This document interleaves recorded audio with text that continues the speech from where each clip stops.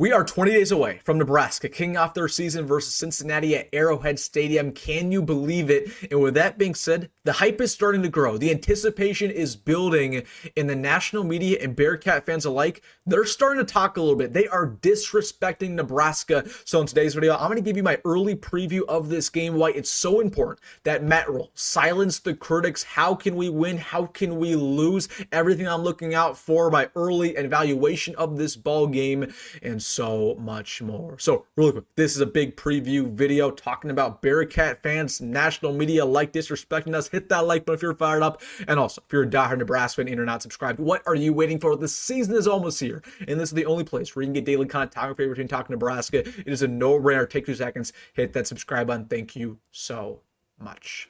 But with that being said, let's get into it, folks. You heard me correctly. We are only 20 days away from Nebraska kicking off their season at Arrowhead Stadium versus Cincinnati. And right off the bat, we know the stakes. This is arguably the Huskers' most important game of the year. It is so crucial in order for us to have the season that we're expecting to take that big jump to win 8, 9, 10 plus games and to potentially make the College 12 playoff. You have to start off with the win. It's a non-negotiable. You cannot lose to Cincinnati. That will derail your season sooner rather than later. So for that reason, Nebraska not only has to come off the gates firing, they got to dominate. They got to prove to all these Nebraska fans, all these national beat reporters that, yeah, you're right. You're right that you're believing in me, that we could potentially go all the way. So we know that it's not going to be easy. Cincinnati is a very good team. They're a Power 4 opponent. They have a lot of talent. But with that being said, they're almost the perfect opponent for Nebraska to begin their season with. Okay, it's crucial in my eyes for a Power 4 team like Nebraska needs to prove themselves to play a tough opponent off the bat. It's not great for you to play, a Houston Christian in week 1. Yeah, you can play them in week 3. That's great. But I'd rather have a solidified opponent in week 1 who's going to give us a little bit of a battle for us to prove ourselves, to have, a tougher game in order for us to be better long term. Okay.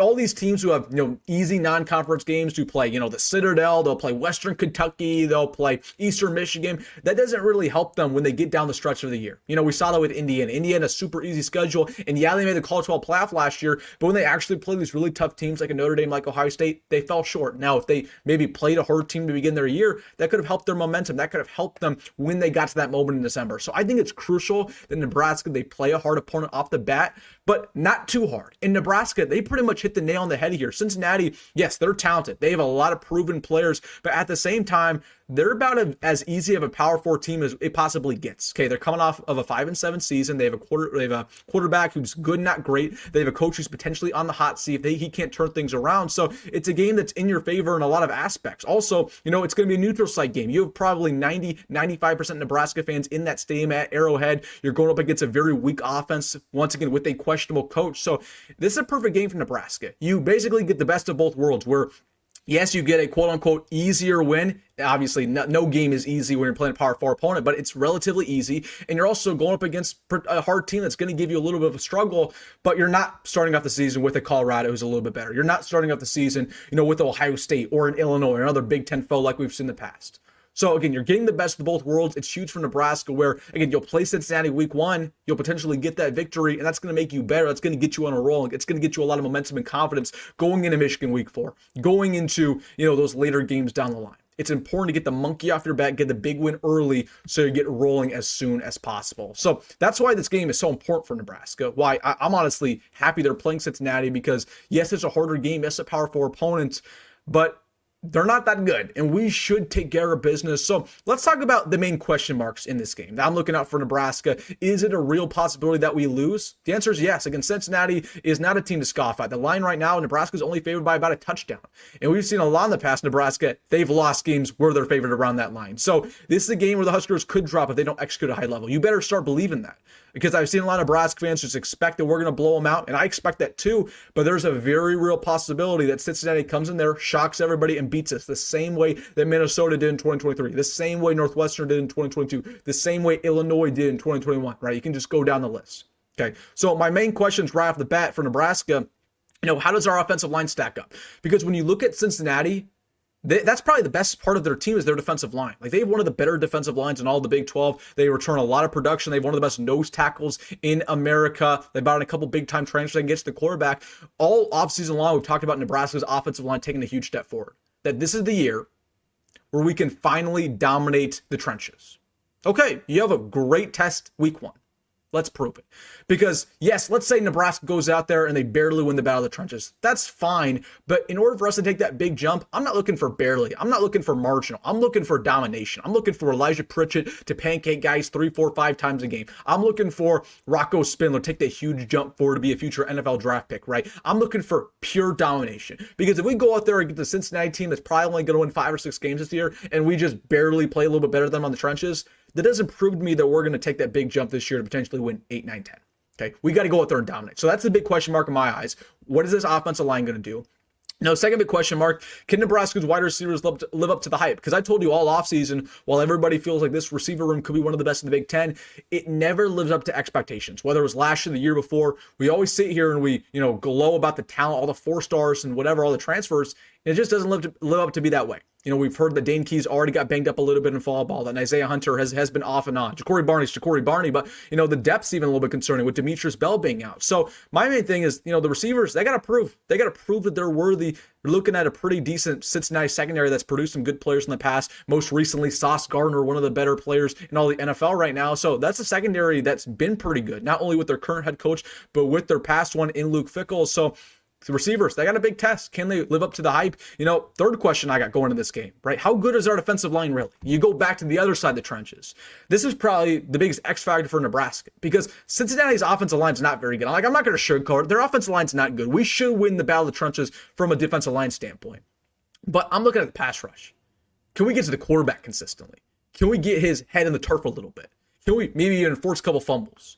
That's going to prove to me not only that we're going to win this football game, but yes, that we are a legit team that's in the top 25 that's going to compete against squads like Michigan and Penn State, because you got to have a ferocious defensive line. You can't just have a one-way defensive line that can only stop the running game and not the passing attack, because that's what we had last year, and that only got us 6 regular season wins.